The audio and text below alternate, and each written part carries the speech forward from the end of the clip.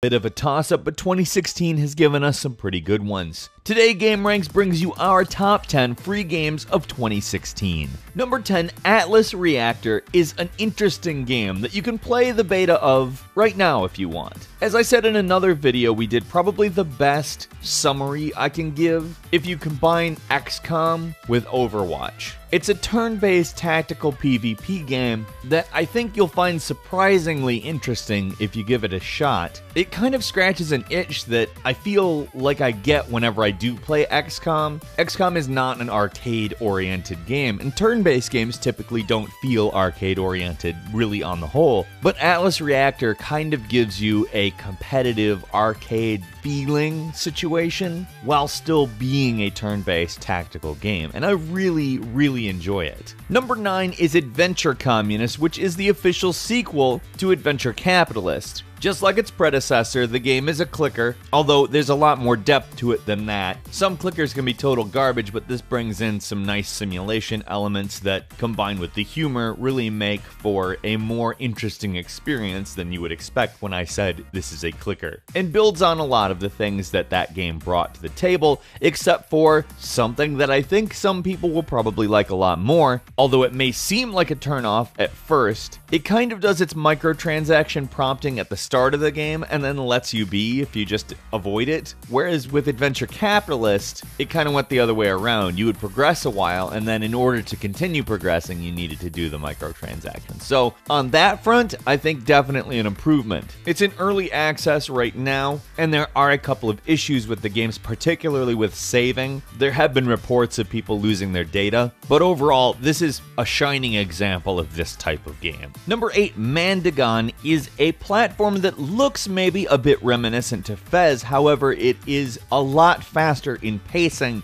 and more oriented to fetch quests. It also doesn't have any kind of 3D mechanic whatsoever. It is a traditional platformer, and the game itself is loosely based in Tibetan philosophy. Essentially, you're finding tablets and returning them to shrines. This is a short game, only take you about a half hour to an hour to get the whole thing done, depending on how much depth you want to go into. But it's a lovely game. It's extremely well crafted. Seriously, the art and level design are both top-notch. And for a free game that literally does nothing at all to try to get you to buy anything, literally anything, this is definitely worth your time.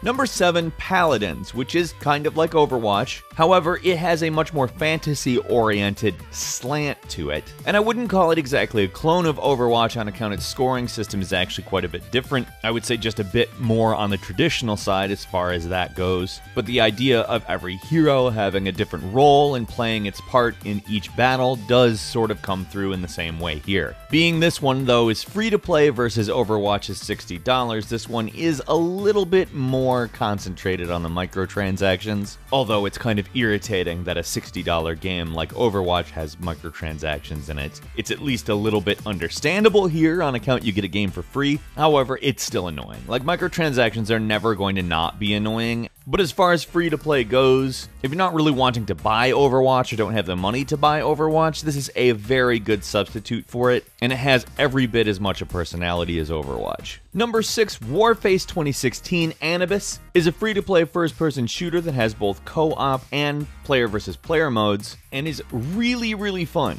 Like, it handles incredibly well, and it plays much more like a top-tier game than you'd expect out of a free-to-play. There are a couple of minor gripes I have. First is that there are a lot of hackers.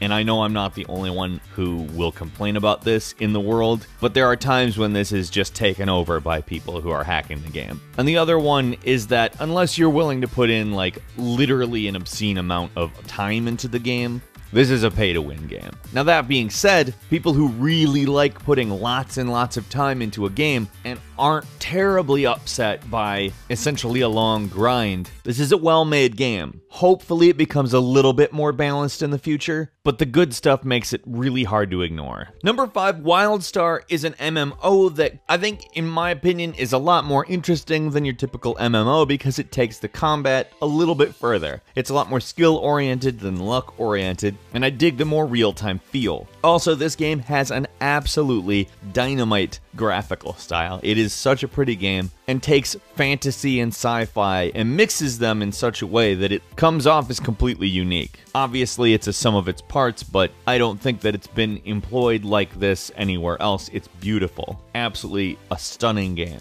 Number 4, Paragon is another team hero shooter, again in the vein of Overwatch, that really goes out of its way to make it so you don't have to do microtransactions. Now, that being said, they are there, and when they're there, the intent is to give you motivation to buy things, but still, you can play this game without spending money and still do quite well. Now, this one is balanced, probably even a little bit better than Overwatch in my opinion, because there's almost never a quote-unquote standout player. It's always a team effort in this game, and this is by far the best looking out of all of these style games, using the Unreal 4 engine and also standing out stylistically, going just slightly more realistic than a lot of the Overwatch and its competitors look. Number 3, Evolve Stage 2 is a free-to-play Evolve. Now, if you're not familiar, Evolve is essentially an asynchronous player versus player game, where it's usually monster versus team of players. Sometimes it's monster versus one player, depends on how many people are on. That's an exaggeration. Now, what they've done is made a game that's just a bit more streamlined this time around. It could get a little bit complicated regarding your weapons, and they've kind of brought that back in scale a bit, which I like a lot. Now, I'm going to go ahead and say that I partially want to support this game based on the fact that the idea of Evolve is better than the execution of both versions of Evolve. That's not to say this one isn't better, and it is improving. It's more enjoyable now than it ever was, that's for certain. And it keeps getting better, but it's just not quite there yet. That being said, there isn't another game that is like this. This is pretty much it. And that's part why I care about it. I like the idea of it continuing to develop and eventually getting to where, okay, this is exactly what it should be. It's easy to waste a lot of time in it, despite these imperfections. Number 2, Duelist is a game that plays something like a tactical RPG combined with a collectible card game, and at times feels like a much prettier game that owes a lot to Hearthstone and Final Fantasy Tactics style games. The developers have done a very large amount to ensure that skill is a factor more so than luck, and essentially ask that as you play, you build a strategy that will eventually come to a conclusion against your opponent. Duelist also gives you the satisfaction of some of the best animation in a pixel art style game that I've seen, period. And as I said in another video, I've been playing this since the very first alpha release, and it's progressed a lot since then. I'm particularly excited that it's also coming to PS4, Xbox One, and mobile, so a lot more people are going to be enjoying this thing. And finally, number 1 is Gwent, the card game from The Witcher 3 Wild Hunt.